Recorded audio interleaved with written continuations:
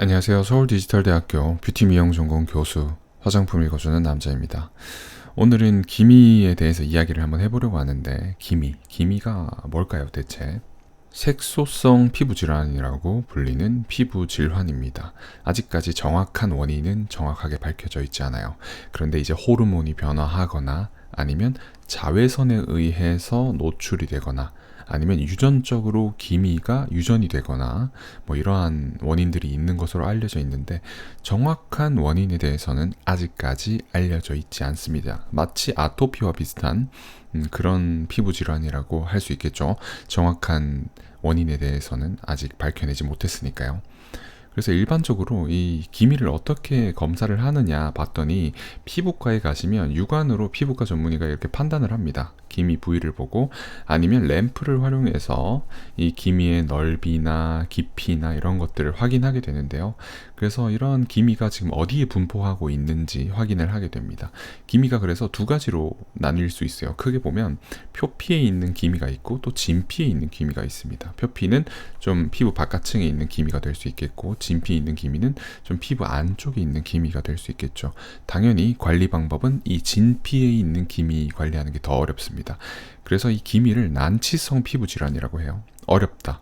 치료하는 게 어려운 피부질환, 이거를 치료하고 나서도 금방 재발될 수 있습니다. 재발.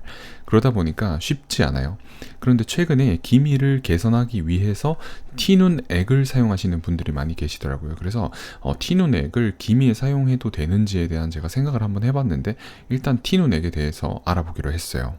다양한 티눈액 제품이 있는데, 이 티눈액을 사용하는 목적은 한 가지입니다. 티눈이나 굳은 살을 제거하는 목적이죠. 쉽게 말하면 발에 생기거나 딱딱한 부위에 생긴 그런 티눈을 제거하거나 굳은 살을 제거하는 것인데, 이렇게 티눈이 생길 수 있잖아요. 티눈이 제거한 부위에 바르고 방치하고 떼어내는 그런 방식이라고 생각을 하시면 돼요. 그래서 티눈액도 있고 티눈 반창고가 있습니다. 그래서 그거를 티눈고라고 불러요. 반창고처럼 생겨서 여기 부위에 붙이고 나서 떼어내면 이제 티눈액에 의해서 녹은 것들이 빠져나오게 되는 그런 원리라고 생각을 하시면 되는데, 이 티눈고도 원리 자체는 비슷해요. 티눈액을 따로 사용하지 않더라도 화학적으로 각질을 녹여서 뽑아내는 그런 방식이라고 생각을 하시면 됩니다. 그래서 최근에 사용하시는 분들이 티눈액을 그 얼굴 기미 부위에 바르고 나서 그 위에 티눈고를 붙이고 그거를 떼어내시더라고요. 하루에서 이틀 정도 방치하시고 나서. 그래서 이 방법이 얼마나 위험한지 제가 꼭 알려드리고 싶어서 영상을 준비해봤는데, 하지 말라 이게 아니에요. 하지 말라가 아니라 위험할 수 있다. 위험할 가능성을 충분히 이해하고 하는 게 중요하다. 하는 건 상관없는데 알고 하는 것과 모르고 하는 것은 굉장히 큰 차이가 있잖아요. 그리고 애초에 티눈 제거를 위해 나온 약이기 때문에 과연 우리가 기미 제거를 위해서 사용할 수 있을까? 그리고 피부과 전문의 입장에서는 이 부분에 대해서 위험하게 보지 않을까라는 생각이 들어서 준비를 하게 됐습니다. 그래서 티눈액의 정확한 그 기전, 이 티눈을 제거할 수 있는 기전을 보면 성분을 확인하면 됩니다. 락틱 애시드가 있고 살리실릭 애시드가 있어요. 살리실릭 애시드가 있는데 두 가지 모두 산입니다.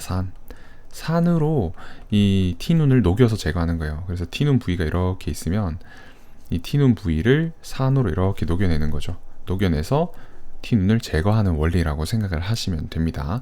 그런데 문제는 락틱 애시드가 10% 배합되어 있고 살리실릭 애시드가 10% 배합되어 있어요. 이게 이제 10%라고 말씀을 드리면 여드름에 대해서 잘 알고 계시는 분들은 이미 알고 계실 텐데, 여드름 제품 같은 경우에는 의약품이에요. 의약품 중에 살리실릭 애시드 2%를 배합하고 있는 여드름 의약품이 있어요. 락틱 애시드 같은 경우에는 10%까지 원래 사용하는데 이제 아하 성분이죠. 각질을 제거하기 위해서 사용하는데 이게 굉장히 따갑습니다. 굉장히 따가운 특징을 지니고 있어요. 아무래도 산이다 보니까 따갑겠죠.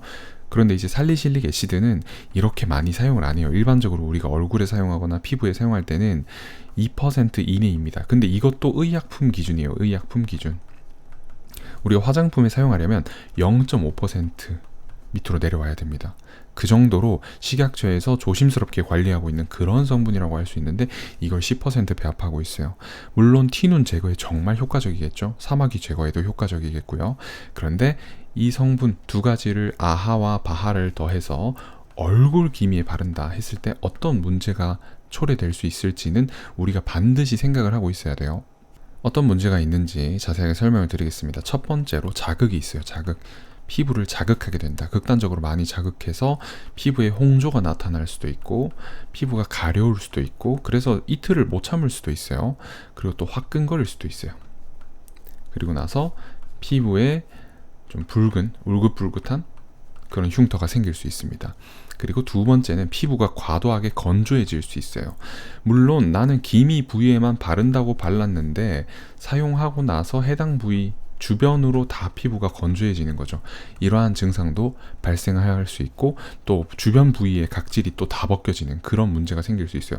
마치 박피제라고 생각을 하시면 되는데 그만큼 위험할 수 있는 약이다 라고 생각을 하시면 돼요. 티눈에 사용할 때는 안전할 수 있겠지만 얼굴에는 적어도 그렇습니다. 자, 그리고 과색소 침착이 나타날 수 있습니다. 과색소 침착. 과색소 침착은 과도하게 많이 색소 침착이 또 되는 거예요. 그래서 기미가 이렇게 있으면 기미를 제거했는데 여기서 염증 반응에 의해서 염증 후 색소 침착이 더 심하게 남을 수 있는 거죠. 그래서 예전에는 기미만 선택적으로 파괴하면 됐는데 레이저나 이런 걸 활용해서 이제는 이 염증 후 색소 침착, 과색소 침착까지 다 해결을 해야 되는 상황이 발생할 수 있는 것이죠.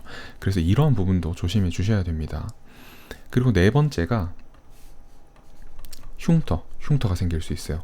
살리실산 높은 함량으로 배합하고 있어서 제거는 할 수 있죠. 기미를 제거할 수 있어요. 그런데 표피에 있는 기미는 제거할 수 있겠지만 진피에 있는 기미 제거는 또 어려울 수 있겠죠. 그런데 여기 더해서 제거하고 나서 아무리 흉터 밴드를 잘 붙여주고 관리를 잘해줘도 흉터가 생길 수 있습니다. 만약에 넓은 부위에 사용했으면 얼굴의 넓은 부위의 기미 자국으로 흉터가 남을 수 있겠죠. 이거에 대한 감당을 하실 수 있어야지 저는 사용을 하셔야 된다고 생각을 해요. 그만큼 네 가지 이런 문제가 생길 수 있을 만큼 부작용 우려가 있다라는 생각이 듭니다.